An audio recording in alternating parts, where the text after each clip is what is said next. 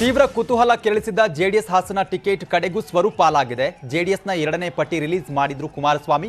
ಪಕ್ಷದ ಹಿತದೃಷ್ಟಿಯಿಂದ ಒಮ್ಮತದ ನಿರ್ಧಾರ ತೆಗೆದುಕೊಂಡು ಸ್ವರೂಪ್ಗೆ ಟಿಕೆಟ್ ಅನ್ನು ಕೊಡಲಾಗಿದೆ. ಸ್ವರೂಪ್ ಬೆಂಬಲಿಗರು ಸಂಭ್ರಮಾಚರಣೆಯನ್ನ ಮಾಡಿದ್ದಾರೆ. 3 ತಿಂಗಳಿಂದ ಹಾಸನ ವಿಧಾನಸಭಾ ಕ್ಷೇತ್ರಕ್ಕೆ ಹಗ್ಗಜಗ್ಗಾಟ ನಡೆದಿತ್ತು. ಇದೀಗ ಮಾಜಿ ಸಿಎಂ ಎಚ್.ಡಿ. ಕುಮಾರಸ್ವಾಮಿ ಅವರು ಹಾಸನಕ್ಕೆ ಸ್ವರೂಪ್ ಅವರೇ ಅಂತಿಮವಾಗಿ ಸ್ಪರ್ಧೆ ಮಾಡ್ತಾರೆ ಎಂಬಂತಹ ಪಟ್ಟಿಯನ್ನು ಈಗ ಬಿಡುಗಡೆ ಮಾಡಿದ್ದಾರೆ. ಈಗ ಸ್ವರೂಪ್ ಅವರು ನಿಂತಿದ್ದಾರೆ. ಕುತೂಹಲ ಮೂಡಿಸಿದಂತಹ ಹಾಸನ ವಿಧಾನಸಭಾ ಕ್ಷೇತ್ರದ ಟಿಕೆಟ್ ಈಗ ಅನೌನ್ಸ್ ಆಗಿದೆ. ಸ್ವರೂಪ್ ಅವರು ಯಾವ ರೀತಿ ಇದಂತಹ ಅನಿಸಿಕೆಗಳನ್ನ ಹೇಳ್ತಾರೆ ಎಂಬುದನ್ನ ಕೇಳಿ ತಿಳಿಯೋಣ ಬನ್ನಿ. ಸರ್ ನಮಸ್ತೆ. ಕಳೆದ 3 ತಿಂಗಳಿಂದ ಹಾಸನ ವಿಧಾನಸಭಾ ಕ್ಷೇತ್ರ ಟಿಕೆಟ್ ಕಗ್ಗಂಟಾಗಿತ್ತು ಸರ್. ಇವತ್ತು ನಿಮ್ಮ ಹೆಸರು ಅಧಿಕೃತವಾಗಿ ಅನೌನ್ಸ್ ಆಗಿದೆ. ನಿಮ್ಮ ಮೊದಲ ರಿಯಾಕ್ಷನ್ ಏನು ಸರ್? ಸರ್, ಮೊದಲನೇದಾಗಿ ಪಕ್ಷದ ರಾಷ್ಟ್ರೀಯ ಅಧ್ಯಕ್ಷ ಅಂತ ಸನ್ಮಾನ್ಯ ಶ್ರೀ ದೇವೇಗೌಡರು, ವರಿಷ್ಠರಾದಂಥ ರೇವಣ್ಣ ಸಾಹೇಬರು, ಕುಮಾರಣ್ಣವರು ಎಲ್ಲರಿಗೂ ಕೂಡ ನಾನು ತುಂಬ ಹೃದಯ ಧನ್ಯವಾದಗಳನ್ನು ಹೇಳಕ್ಕೆ ಇಷ್ಟಪಡ್ತೀನಿ ಸರ್. ಈಗ ನೀವು ಮತ್ತು ಭವಾನಿ ರೇವಣ್ಣನವರು JDSನ ಟಿಕೆಟ್ಗಾಗಿ ಪೈಪೋಟಿ ನಡೆಸಿದ್ದೀರಿ ಸರ್. ಈಗ ನೀವು ಭವಾನಿ ರೇವಣ್ಣನವರಾಗಿರ್ಬೋದು ಮತ್ತು ರೇವಣ್ಣನವರು ಇವರೆಲ್ಲರನ್ನೂ ಹೊಂದಿಗೂಡಿಸ್ಕೊಂಡು ಕೆಲಸ ಮಾಡ್ತೀವಿ ಅನ್ನೋ ವಿಶ್ವಾಸ ನಿಮಗಿದೆಯಾ ಸರ್? ನಮ್ಮಲ್ಲಿ ಯಾವುದೂ ಕೂಡ ಪೈಪೋಟಿ ಇಲ್ಲ. ಅಂತಿಮವಾಗಿ ವರಿಷ್ಠಾಂತ ಸನ್ಮಾನ್ಯ ರೇವಣ್ಣವರು, ಕುಮಾರಣ್ಣವರು, ದೇವೇಗೌಡರು ಅಂತಿಮವಾಗಿ ತೀರ್ಮಾನ ಮಾಡಿದ್ದಾರೆ. ನಾವೆಲ್ಲರೂ ಒಗ್ಗಟ್ಟಿನಿಂದ ಅವರ ಮಾರ್ಗದರ್ಶನ, ಸನ್ಮಾನ್ಯ ರೇವಣ್ಣವರ ಮಾರ್ಗದರ್ಶನದಲ್ಲಿ ಅದನ್ನು ನಾವು ಚುನಾವಣೆಯನ್ನು ಹೋಗ್ತೀವಿ ಸರ್. ಈಗ ಹಾಸನ ಅಂದರೆ ಹೈಕಮಾಂಡ್ ಅಂತ ಹಾಸನದ ಹೈಕಮಾಂಡ್ ಅಂತ ಪರಿಗಣನೆ ತಗೊಳ್ಳೋದು ರೇವಣ್ಣನವರನ್ನ.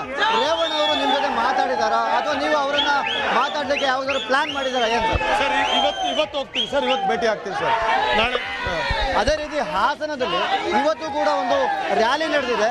ನಿಮಗೆ ತೀವ್ರವಾದಂತಹ ಪೈಪೋಟಿ ಹೊಡಲಿಕ್ಕೆ ಪ್ರೀತಮ್ ಗೌಡರು ಕೂಡ ಸುಮಾರು 50,000 ಜನರನ್ನು ಸೇರಿಸ್ಕೊಂಡು ರ್ಯಾಲಿ ಮಾಡಿದ್ದಾರೆ.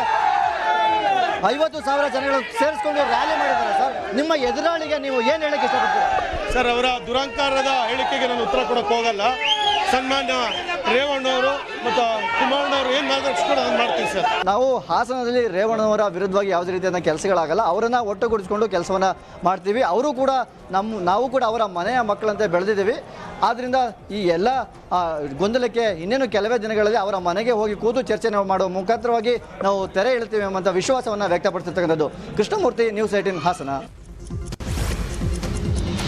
ಟಿಕೆಟ್ ಸಿಗದ ಹಿನ್ನೆಲೆಯಲ್ಲಿ ಬಿಜೆಪಿಗೆ ರಾಜೀನಾಮೆ ಕೊಟ್ಟಿದ್ದ ಮೂಡಿಗೆರೆ ಶಾಸಕ ಎಂಪಿ ಕುಮಾರಸ್ವಾಮಿ ತೆನೆಪಾಳೆಯ ಸೇರಿದ್ದಾರೆ. ಬೆಂಗಳೂರಿನ ಜೆಪಿ ಭವನದಲ್ಲಿ ಎಚ್ಡಿಕೆ ನೇತೃತ್ವದಲ್ಲಿ ಜೆಡಿಎಸ್ಗೆ ಸೇರ್ಪಡೆಗೊಂಡಿದ್ದಾರೆ.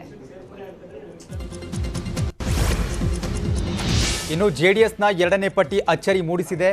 ವೈಎಸ್ವಿ ದತ್ತಾಗೆ ಕಡೂರಿನ ಟಿಕೆಟ್ ಕೊಡಲಾಗಿದೆ. ಇನ್ನು ಕೆಲವು ದಿನಗಳ ಹಿಂದೆ ಕಾಂಗ್ರೆಸ್ ಟಿಕೆಟ್ ಸಿಗದ ಹಿನ್ನೆಲೆ ವೈಎಸ್ವಿ ದತ್ತ ಸ್ವತಂತ್ರ ಅಭ್ಯರ್ಥಿಯಾಗಿ ಕಣಕ್ಕಿಳಿಯಲು ಮುಂದಾಗಿದ್ರು. ಆದರೆ ಎಚ್.ಡಿ. ದೇವೇಗೌಡರ ಮಾತಿನಂತೆ ಮತ್ತೆ ಜೆಡಿಎಸ್ ಪಕ್ಷಕ್ಕೆ ದತ್ತ ಸೇರ್ಪಡೆಯಾಗಿದ್ದು ಕಡೂರಿನ ಟಿಕೆಟ್ ದತ್ತಾಗೆ ಕೊಡಲಾಗಿದೆ. ವಿಧಾನ ಪರಿಷತ್ ಸ್ಥಾನಕ್ಕೆ ಮಾಜಿ ಡಿಸಿಎಂ ಲಕ್ಷ್ಮಣ ಸವದಿ ರಾಜೀನಾಮೆ ಕೊಟ್ಟಿದ್ದಾರೆ. ಸಭಾಪತಿ ಬಸವರಾಜ ಹೊರಟ್ಟಿ ಮನೆಗೆ ತೆರಳಿ ರಾಜೀನಾಮೆ ಕೊಟ್ಟಿದ್ದು ಬಸವರಾಜ ಹೊರಟ್ಟಿ ರಾಜೀನಾಮೆ ಅಂಗೀಕಾರ ಮಾಡಿದ್ದಾರೆ. ಇದಾದ ಬಳಿಕ ಮಾಜಿ ಡಿಸಿಎಂ ಲಕ್ಷ್ಮಣ್ ಸವದಿ ಬೆಂಗಳೂರಿನ ಕೆಪಿಸಿಸಿ ಕಚೇರಿಗೆ ಆಗಮಿಸಿದರು. ಕೆಪಿಸಿಸಿ ಅಧ್ಯಕ್ಷ ಡಿಕೆ ಶಿವಕುಮಾರ್ ಹಾಗೂ ಮಾಜಿ ಸಿಎಂ ಸಿದ್ದರಾಮಯ್ಯ ಸಮ್ಮುಖದಲ್ಲಿ ಅವರು ಕಾಂಗ್ರೆಸ್ಗೆ ಸೇರ್ಪಡೆಯಾದರು.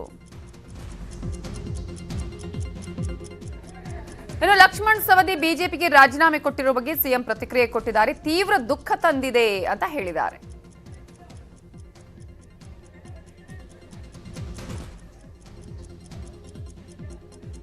ಮಾಡ್ತೀನಿ ಅಂತ ಹೇಳಿದ್ದಾರೆ, ಮಾಡಿದ್ದಾರೆ.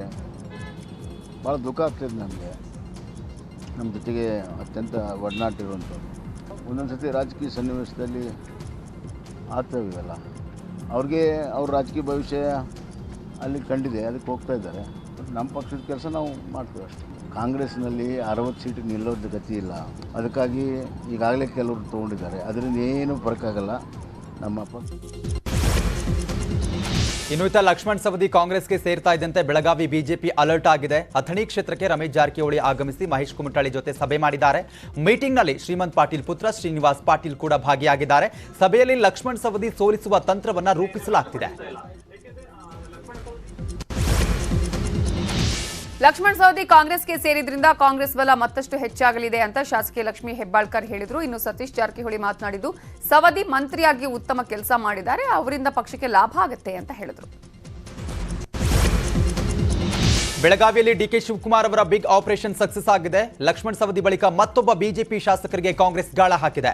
ಸತೀಶ್ ಜಾರಕಿಹೊಳಿ, ಲಕ್ಷ್ಮೀ ಹೆಬ್ಬಾಳ್ಕರ್ ಆಪ್ತರ ಮೂಲಕ ಬೆಳಗಾವಿ ಉತ್ತರ ಕ್ಷೇತ್ರದ ಹಾಲಿ ಬಿಜೆಪಿ ಶಾಸಕ ಅನಿಲ್ ಬೆನಕೆಗೆ ಸಂಪರ್ಕಿಸಲಾಗಿದೆ.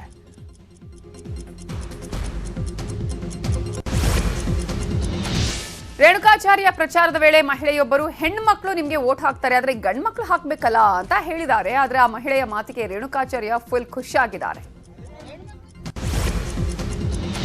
ಮೊದಲ ಪಟ್ಟಿಯಲ್ಲಿ ಹೆಸರಿಲ್ಲ ಅಂತ ಸಿಟ್ಟಿಗೆದ್ದಿದ್ದಂತ ಮಾಜಿ ಸಿಎಂ ಜಗದೀಶ್ ಶೆಟ್ಟರ್ ಹೈಕಮಾಂಡ್ ಬುಲಾವ್ ಮೇರೆಗೆ ದೆಹಲಿಗೆ ತೆರಳಿ ವರಿಷ್ಠರೊಂದಿಗೆ ಚರ್ಚಿಸಿ ಹುಬ್ಬಳ್ಳಿಗೆ ವಾಪಸ್ಸಾಗಿದ್ದಾರೆ.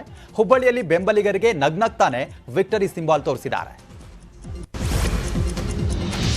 ಹಾವೇರಿ ಬಿಜೆಪಿ ಟಿಕೆಟ್ ಸಿಗದಿದ್ದಕ್ಕೆ ನೆಹರು ಓಲೇಕರ್ ರೆಬಲ್ ಆಗಿದ್ದಾರೆ. ನೆಹರು ಓಲೇಕರ್ ಅವರನ್ನು ಓಲೈಸೋದಕ್ಕೆ ಸ್ವತಃ ಮಾಜಿ ಸಿಎಂ ಬಿಎಸ್ ಯಡಿಯೂರಪ್ಪ ಅಖಾಡಕ್ಕಿಳಿದಿದ್ದಾರೆ. ರಾತ್ರೋರಾತ್ರಿ ನೆಹರು ಓಲೇಕರ್ ಅವರನ್ನು ಕರೆಸಿಕೊಂಡ ಯಡಿಯೂರಪ್ಪ ತಮ್ಮ ಮನೆಯಲ್ಲಿ ಓಲೈಕೆ ಮಾಡಿದ್ದಾರೆ.